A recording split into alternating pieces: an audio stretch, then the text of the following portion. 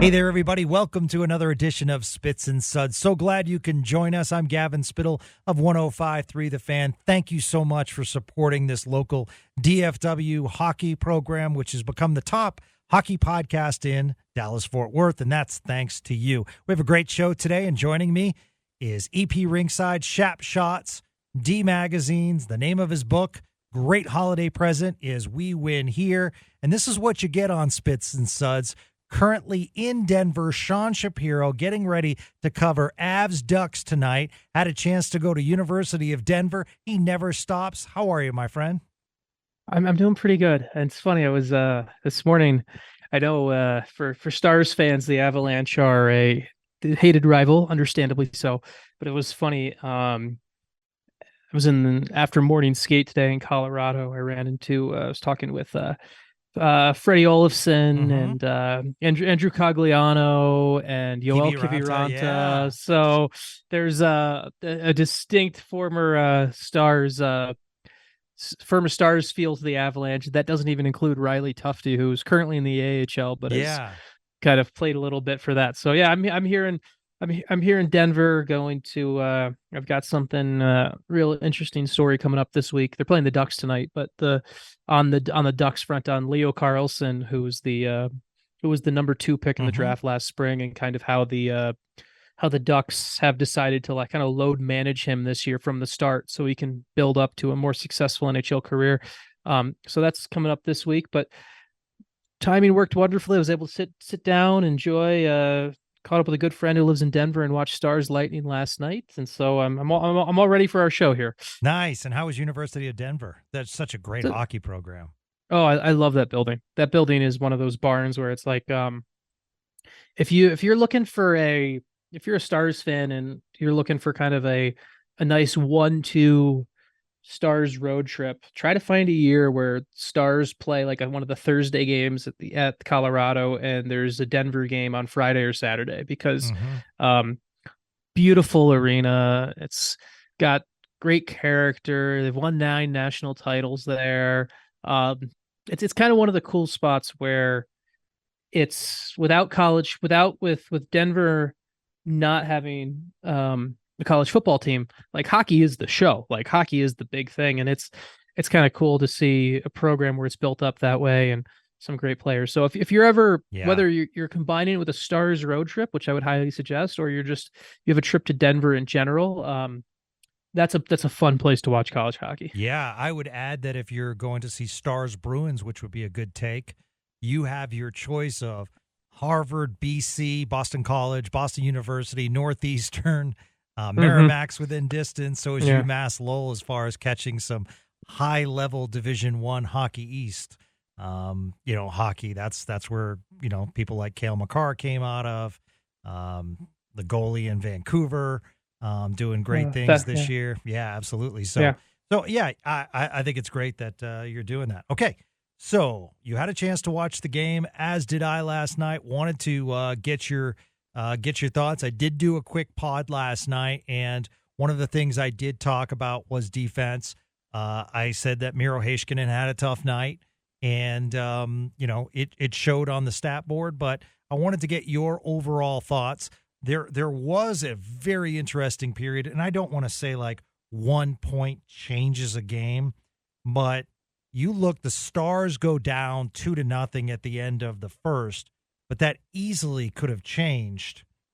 They were in the Tampa zone from 5:23 left to 4:02. A minute 21 cycling with line changes in the Tampa zone. High quality chances on Vasilevsky. He came up huge, but I thought that was one of the best zone times the Stars have had all year. They looked unbelievable. Yeah, and the Stars, it's even more notable with the Stars because they're not a zone possession team. They're a rush offense. Yep. They don't really cycle you. They don't beat you up on the cycle. So there's definitely something to that stands out even more. For me, this game it's kind of one of those funny things where they beat Tampa 8-1 the other day, and Vasilevsky gets yanked. And did you really expect anything other than a scintillating performance than Andre Vasilevsky Right. in a revenge game. Yes. Like he was like to me that was the biggest difference. There's two things about that game to me. Andre Vasilevsky was embarrassed. He hates getting pulled. I've talked to people both in that organization and people who have used to work with him. There are people. Vasilevsky is a guy who, even when the game is done and out, he doesn't want the yank. He wants to finish the game. It's why if you take a look through his career, he's very rarely been pulled, even in bad games. So for him to get pulled, it's an embarrassing thing for him. There was no way he wasn't beating Dallas in this game. So that's point number one.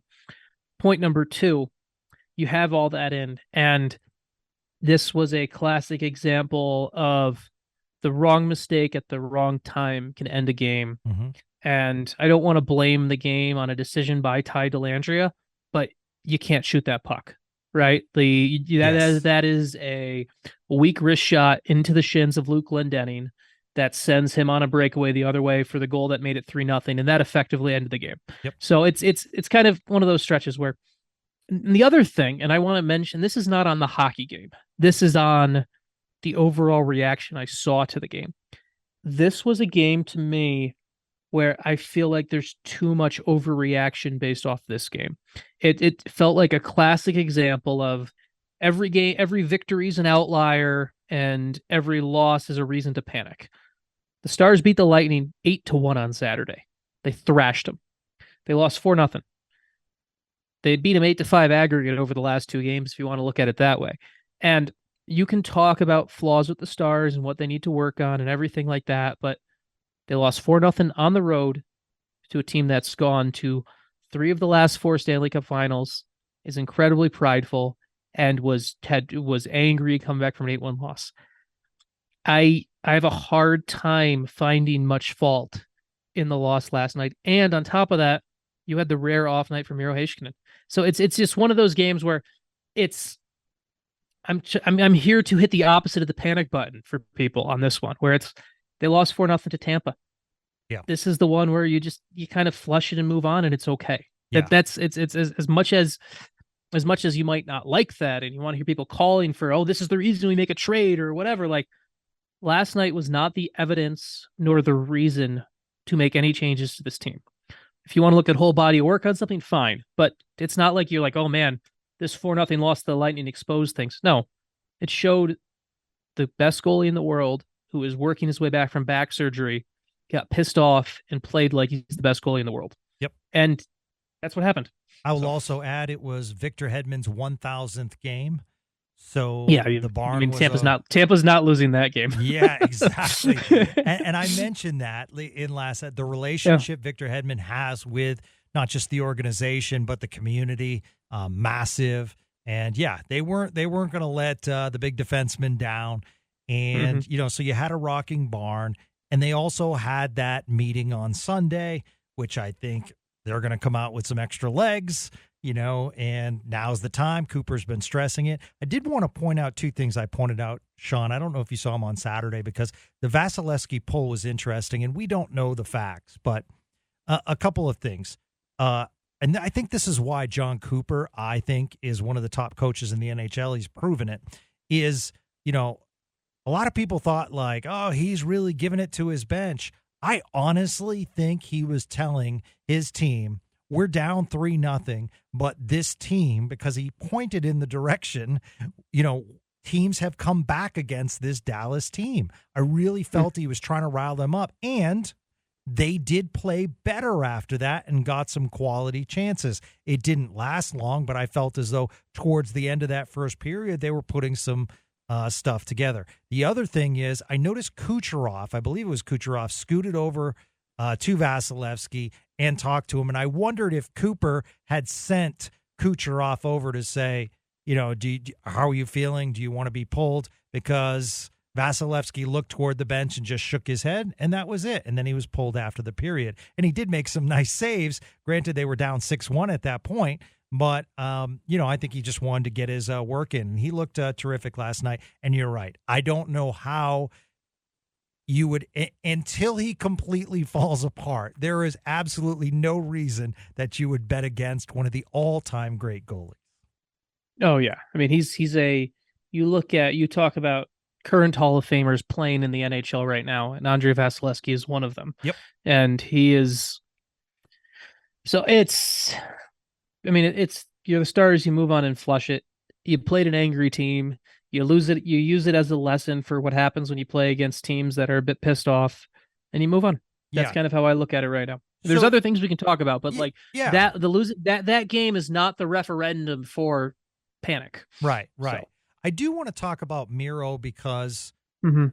and please talk to our audience and me as well, Sean, because that's what I love doing about the podcast. We disagree on things, and that's okay. It's a healthy discussion. The thing I want to see more of Miro, and he did take some shots from point, is that utilizing that speed as far as getting deep in the zone. Does he have that ability, like a Hughes, like a Cale Makar? Because I personally don't see it enough, and I would love to see him flash more of those skills. And someone brought it up on Twitter, and I wanted to get your reaction. Is it because he's trying to be more defensive minded? I think part of it too is with Hughes and Makar, um, there's an element to both of them have come into the league with the ability to not have a safety net's the wrong word, but both of them have been partnered with guys who kind of let them jump in and go, and there was less of a defensive requirement. And Miro's always been that's kind of always been his role was always going to be the play driver and the defensive person on the line. And so personally, I agree with you. I'd like to see him jump into the play a little bit more and create a little bit more with his skating and everything like that.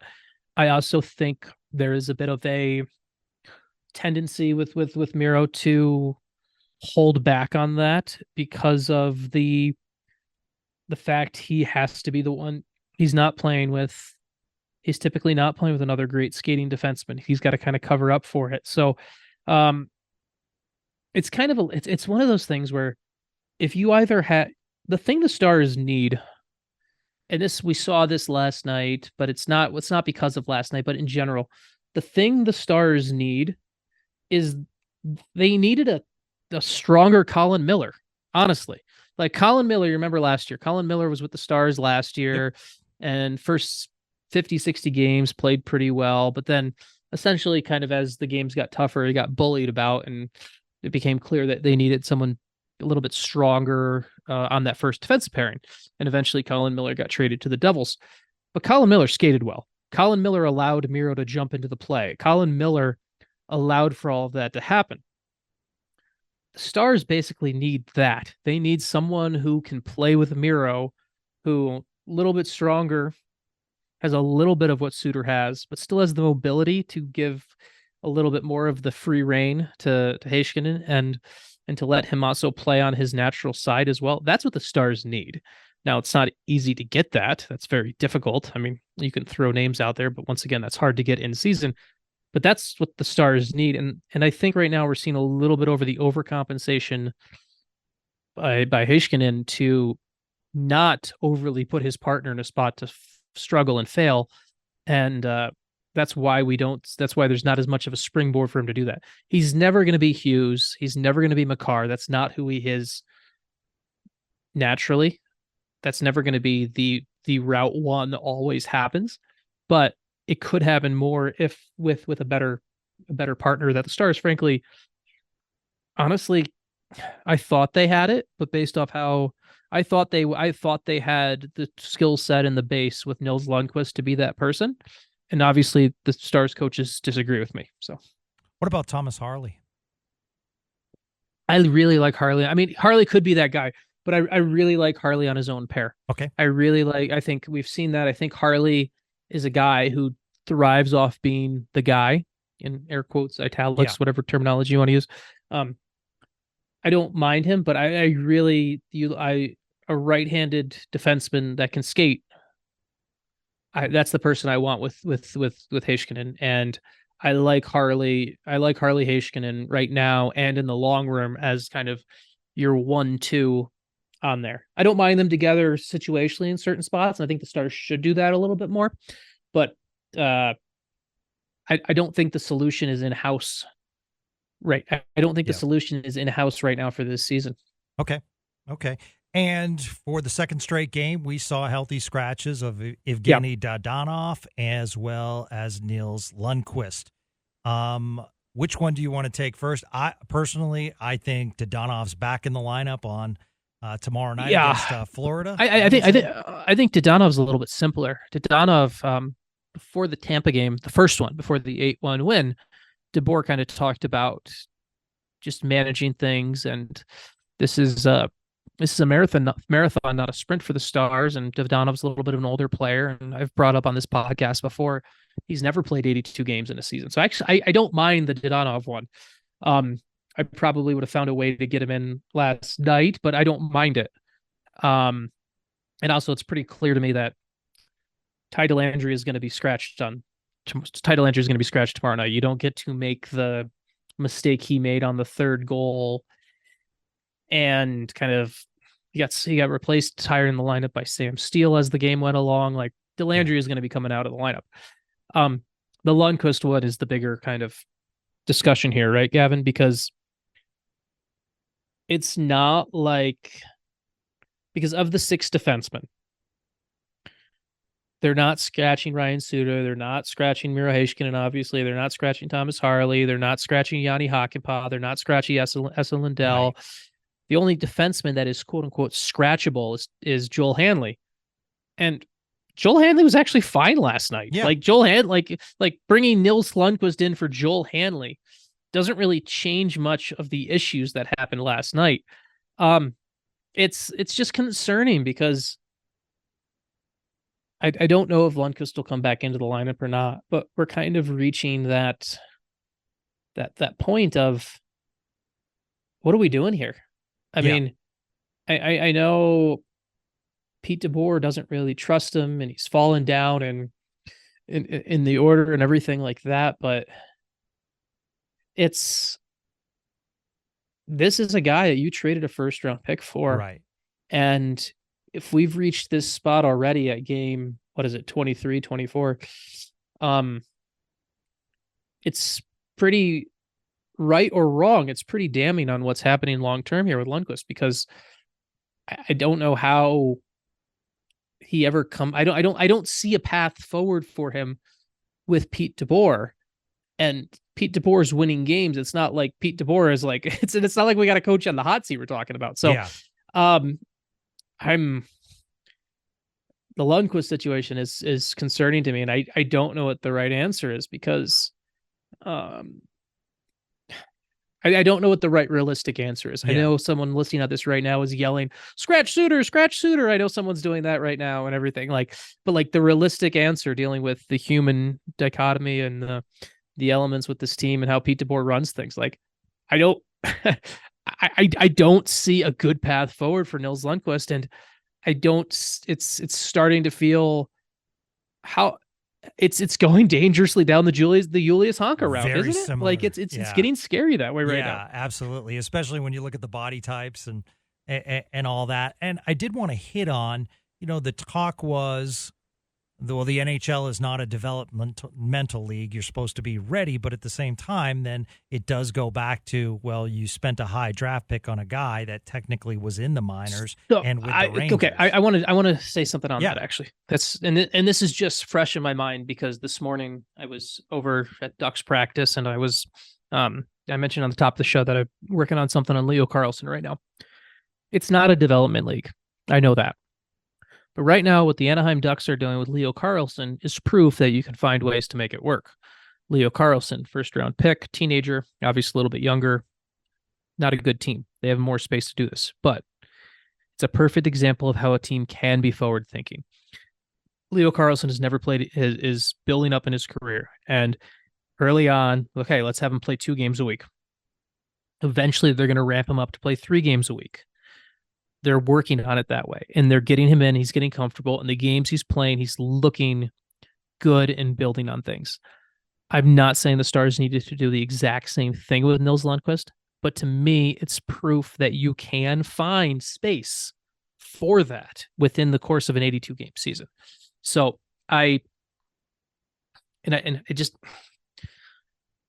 Stars, this is the space where sometimes with this organization, you just wish that sometimes there was someone with a little bit more patience. Not patience. Patience is the wrong word. It's more of like you need a little bit more of the wild card in management, right? Like I think in Anaheim, they've got Pat Verbeek and Greg Cronin who are both willing to go outside traditional thinking. Jim Nils is a very traditional thinker on things. I think it's one of those where this is the space where if you had another voice in power that had a little bit of that wild card element that was willing to be like, okay, hey, we see Nils isn't working well. Because I truly, the read I get on it, and this is just my hunch, and I want to be clear. I want to be 2,000% clear on this before anyone goes and claims that I'm reporting this, because I'm not. This is just my hunch. My hunch is that if Pete DeBoer had his chance to run things completely without contracts making jobs, because contracts make jobs, I think Ryan Suter would be scratched from time to time. Mm-hmm. I really believe that. I don't think Ryan Suter is beloved by management, but from a coaching perspective, I don't get the feeling, and from Pete DeBoer's body language about him, like I don't get the feeling that Ryan Suter is one of his favorite sons. I get it's more of this is a management and a Pete DeBoer's boss type deal. So like and somebody has to, when you have a guy like that who management loves and you kind of have to play by the nature of the contract, that's the coach's hands are kind of tied. So now Pete DeBoer obviously will never confirm or deny any of this. Obviously, it's his job and Jim Nils' job to be on the same page. But I really think this comes down to, if you had this comes to management to me of being a little bit more outside the box thinking on Nils Lundkvist and finding a way on this. And for everything Jim Nils has done right for this organization, and we've raved about what he's done, this is an area where there's still a weakness with the Stars of not being willing to open their minds on with some young players and alternative ideas to get them in. Yeah. And things along those lines. Yeah. The reason I use the term patience, Sean, is because, the Lundkvist situation, and then I look at Ty Dellandrea and I agree, horrible mistake last night. Yeah. And will be scratched. I agree with you. But I also look at him as a pretty high number 1 draft pick. And, he's entering his restricted, years on his contract and everything. I think a decision needs to be made with how tight they are against the cap. And that would be, I don't want to say tough to lose him, but at the same time, it just wouldn't be a panned out first round pick. Yeah. Yeah. So, I agree. Yeah. It's like you, the thing about this organization, and they've done a lot right. They've got a lot going in the right way. And there's just the occasional thing that they kind of set up their own roadblock to kind of jump over. And that's kind of what this is. And it's like we talked a couple weeks back, right, about I'm a big believer that they should have scratched Joel Hanley. Waived Joel Hanley a couple weeks back. They wouldn't have, because they wouldn't have lost him on waivers, in my view. And that's the type of thing that I just don't see this organization doing, where I don't think it will stop them from, in theory, winning a Stanley Cup someday, but it's the thing that a Vegas would have done, right? You don't have to be just like Vegas. You can find the happy medium, but there are things that a team like Vegas will do, things that teams like Tampa will do that Dallas simply won't do when it comes to stuff like that. Yep, absolutely. Okay, we've talked about Stars and Andrei Vasilevskiy after the game, and we need to put this podcast back on track with a little, let's just say, male humor, and listen to how Vasilevskiy is distracted and cannot finish and completely forgets the question.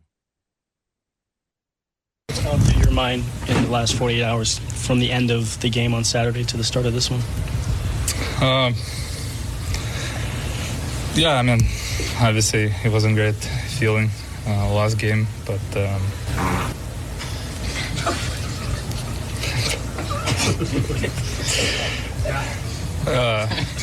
What was the question?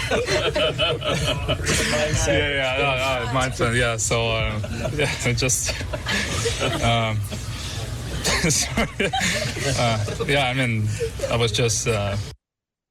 You know it's good when the reporters are laughing along with Vasilevsky. Yeah. So I thought it was really cute, and after a game like that here's a flatulent noise in the background, right next to the room. And so my question is for our insider, Sean Shapiro, who has been in, thousands of locker rooms.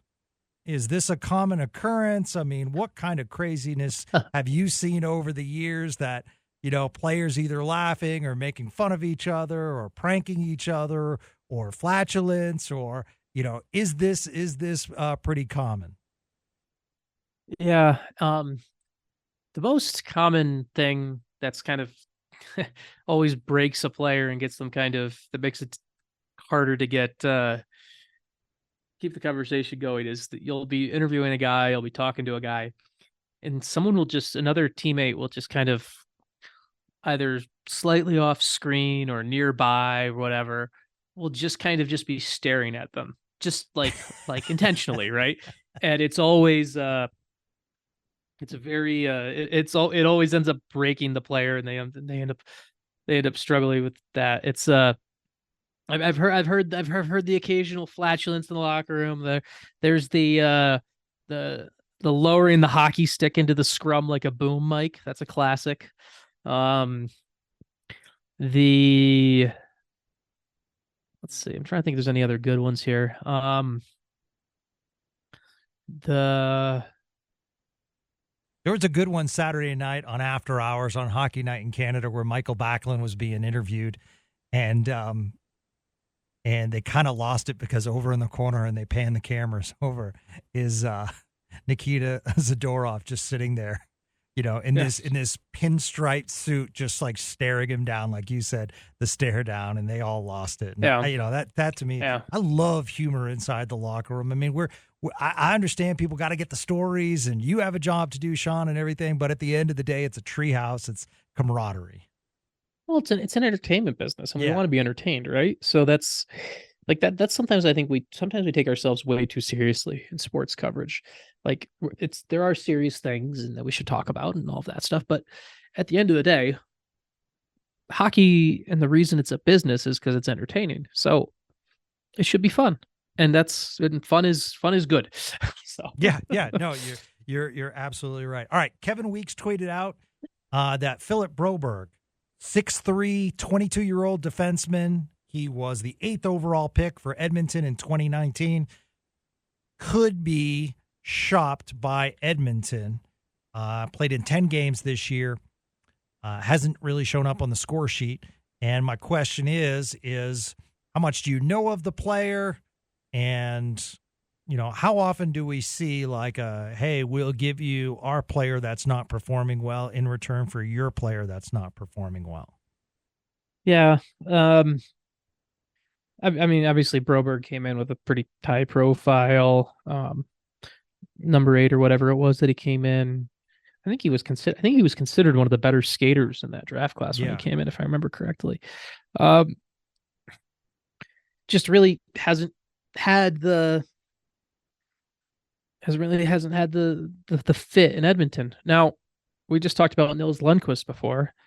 I mean, if you want to swap Nils Lundkvist for Philip Broberg and see maybe another change of scenery is the solution. I don't know, but like that, it's to me, it's taking on another project like Nils Lundkvist. Yep.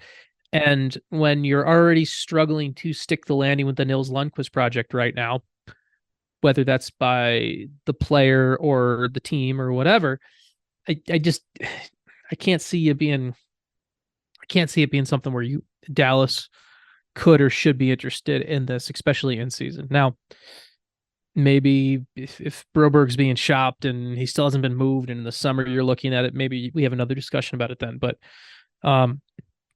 right now, to me, this is another kind of Nils Lundkvist situation. I did want to bring something else up, Gavin, that just popped in my head. Your podcast as much as mine. It's you kind of mentioned just kind of knowing the player, and it just reminded me of I want to share a funny story. I'm going to share it on this podcast because anyone listening to this podcast hopefully won't go rat me out to Detroit media members. But so last Wednesday, and let me back up here. So everyone's kind of familiar with, unfortunately, it happens in hockey and it happens in all sports, but sometimes you get I call them the TV person questions, where it's the TV person, the poor camera guy who's kind of been put in a position to fail, you normally covering the NFL team, the NBA team, and it's a slow day and the hockey team's there and they send him to go cover the hockey team and they just kind of lurk around with the camera. And then there's this type of people who only ask about playoff periods come May and June. And so I'm in Detroit last week and I got my favorite TV person question of all time. I'm in Detroit, practicing last Wednesday. We're still waiting for the official final word that Patrick Kane has signed. We know it's happening, but we haven't gotten the official word. And we're getting ready to go downstairs to open locker room in Detroit. And I had a TV guy in Detroit ask me, "So what do you know about this Kane guy?" That was a real question, Gavin. A real question. What do you know about this Kane guy? So I what did you say back? I said, well, I was kind of like flabbergasted how to respond. Sure. I'm like, do you really not, like in my head, I'm like, this is wild to me. How do you not know? A, how have you not just Googled something? And B, how do you not know who Patrick Kane is if you showed up to a hockey practice and you're allegedly in media? Right. So I kind of stumbled over my words. I was like, well, just make sure when you're doing your research, you're looking up the right Kane. So yeah, like, yeah, exactly. Can you imagine in the first scrum if he says Evander? Oh my God. Oh man. Oh man. Wow. Boy, that would have been been awful if you did do that. You just be like, yes. Well, played for Edmonton, gotten a little controversy, Yeah. if you if you threw that out. Okay. Yeah. Don't look now. Yeah. What's going on in Arizona? 6-3-1 in their last 10. They've won 5 in a row. They're knocking on the door of top 3 in the Central. I'm glad we're not playing them right now. We have a long way to go. But, they're knocking on the top 3, and currently they're in the wild card race. I know. There's tons of time to go. But what a story in the sunshine. What is Arizona? I almost said the Sunshine State, which would be Florida. Land of the desert. Let's just call it that. Sunrise, sunset. Yes. Yeah. I think the most impressive thing about Arizona to me this season, and it's not the best, it's not always the greatest indicator of whether a team is good or bad or whatever, but like they are now 2, 3, 4, 5, 6, 7. They're 8th in the league in goal differential. The Coyotes have a better goal differential this season than the Stars. Wow. The Coyotes have a +14 goal differential. The Stars are +13. The Coyotes are playing well this year. They've got a team that's kind of punching above its weight. Kind of arriving a little bit quicker probably than expected. I don't think they're a quote unquote good team yet, but I think they have the makings of a good team in the future. And I do think there is a little bit of, and this is going to sound really mean, but it's true. I think there's a bit of a home ice advantage of playing in a weird ass building that is super small. Like it's just like, I know that there was players on the Panthers, no one would ever put their name on it, but I've talked to players on the Panthers that when they struggled with attendance really bad, other teams would show up and the Panthers would actually be quite good at home because it's weird playing in front of a pretty empty building in a weird crowd and everything like that. So I think there's something to that with the Coyotes. What are they? They're like, you look at their splits, right? They're 8-4 at home and they're a 500 team on the road. They are, but they really, at the end of the day, I have a hard time seeing if they're in, great, fun story. But I have a hard time right now still seeing them being in that spot at the end of the season, but they're there at 24 games. So I'm just for them. wondering from a management standpoint, like what is the deadline date in which you decide? Because I don't think they'll be big buyers, but it could prevent them from being sellers with like a Dumba or players like that. I mean, at some point, because I think if you're in if you're Arizona, like if you're still in this type of spot in 25 games from now at 50 games, just roll the dice and go for it. Just try to get in, right? Like there's something to, especially with like a playoff run, even in a smaller building, is a huge revenue boost for a team. Like, so I think it's, and this is a team obviously they've got their off ice battles going on right now to try and find a full building and everything like that. So, let's see where they are in about 20, and let's see what they do over the next 24 games and see where they are then. But if you're in this spot in the next 24 games, you go for it and you roll the dice and see what happens. Yeah. I think that's kind of the case. I mean, because the other thing about it is the really weird thing about the Western Conference. This is the weird thing about the West. And you tell me if I'm wrong on this, Gavin. And I know someone's going to say, no, that you can't be right on that or whatever, but you can't sleep on anyone. The wild cards feel like they don't matter this year, right? Like, and I hate to say it this way because like it's professional athletes and hey, anything can happen and everything like that. But like, you look at the West and there's the top three in the Central: Colorado, Dallas, and Winnipeg, and the top three in the Pacific: Vegas, Vancouver, and LA. And you're like, no one's beating those teams. Yeah. Like no one's beating those teams. East is different, right? The East is very deep right now. Even with how Boston and the Rangers have been humming along, I'm like, I could see it with Washington. I could see it with the Islanders. I could see it with Pittsburgh. And those teams are out of the playoff spot right now. The West just is like, it just feels like there's such a large drop off after in the Central that feels like there's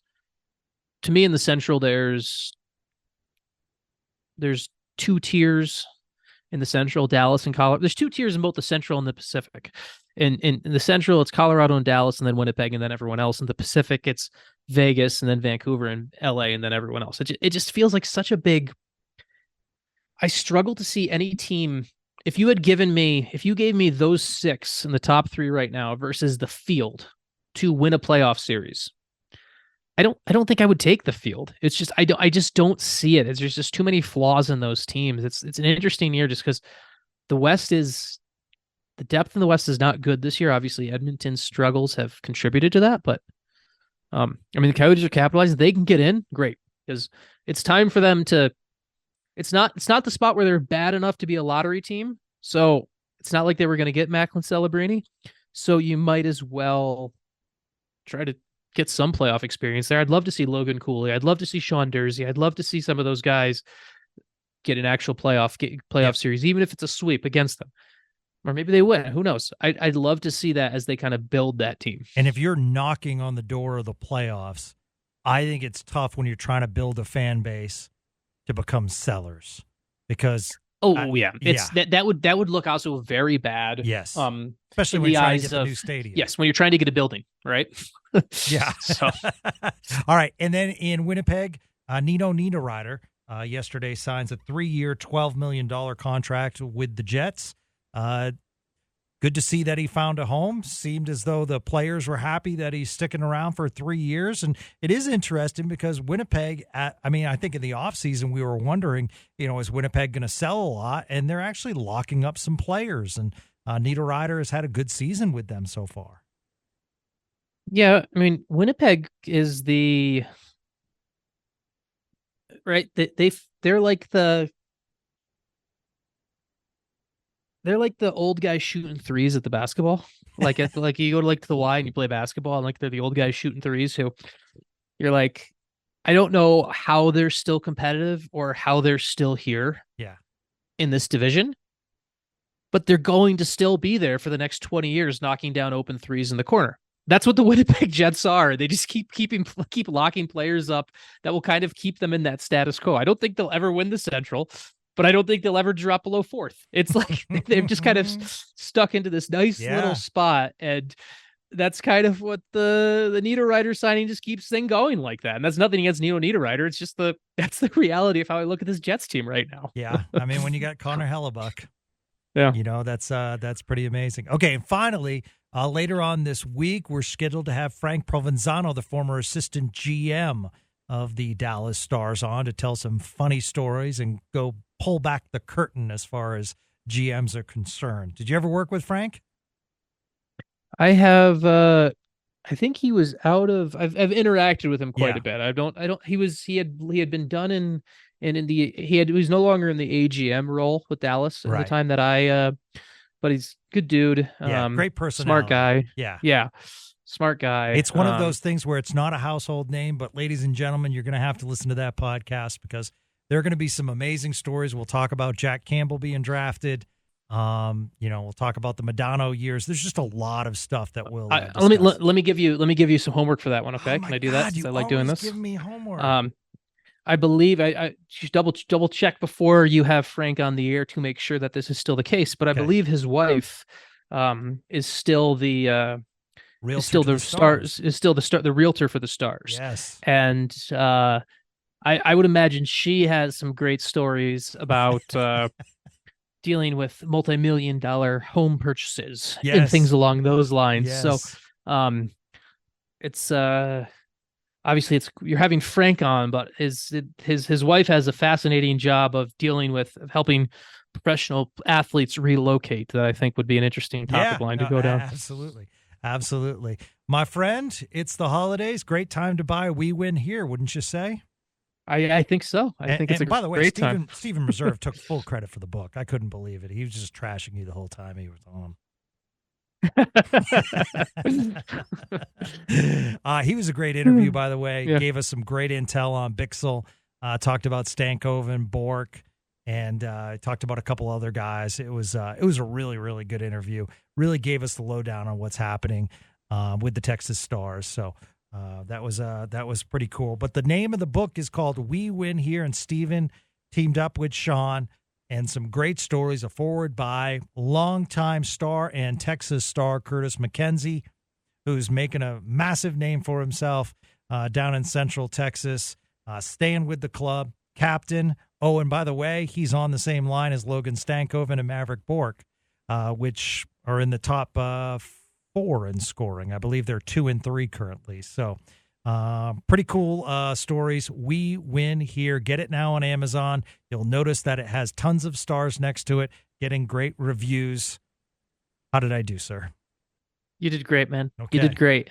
All right. enjoy the tilt tonight. The Ducks are an interesting team, catching some teams by surprise. So, go Quacks. I want them to beat the Avs tonight, and Sean will be covering that. And follow his Substack. So you can follow Sean in numerous ways. His Twitter at Sean Shapiro and at Shapshots. And God, he's everywhere. D Magazine. I'm just trying to think of all the places you are. You're a beast, my friend. Really enjoyed this podcast today, and we will talk to you soon. Sounds good. It's always fun, Gavin, and thank you for helping us build this thing. This has been really fun to keep building this. So. Yeah, absolutely. So we've been doing these things called one-timers where interview some really cool people, and they're quick hitters, and I love doing it and getting inside the hockey world and learning about their backgrounds and then how they rose to prominence. So we have more of those to come. Like I said, Frank Provenzano will take us behind the curtain of what it's like in the GM meetings and so forth. That'll happen later this week. So for Sean Shapiro, I'm Gavin Spittle. Have a great day, everyone. Thanks once again for supporting Spits and Suds. Have a great day.